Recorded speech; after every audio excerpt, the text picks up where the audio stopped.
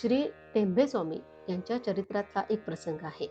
एकदा त्यांना एका ठिकाणी ब्राह्मण भोजनानिमित्त बोलवलं होतं. प्रत्येक जण काही ना काहीतरी काम करत होतं.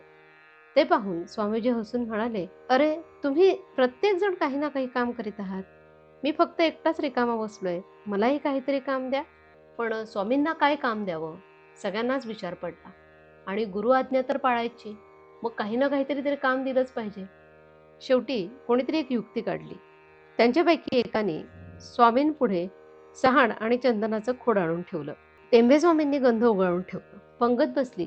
यजमानांनी चंदनाचं गंध घेतलं आणि सगळ्यांच्या कपाळाला ते लावलं. तेव्हा ते चौघजण म्हणाले, की कपाळाची आग आग होते. यजमानांच्या बोटालाही अशीच आग होत होती. पण चंदन तर शीतल असतं. मग असं का व्हावं? आपापसात कुजबूज सुरू झाली. ही चर्चा स्वामीजींच्या कानावर गेली. ते पण क्षणभर विचारात पडले. अरे, माझंच चुकलं. चंदन घासता घासता मी सूर्याचं एक स्तोत्र म्हणत होतो. त्याची उष्णता गंधात उतरली.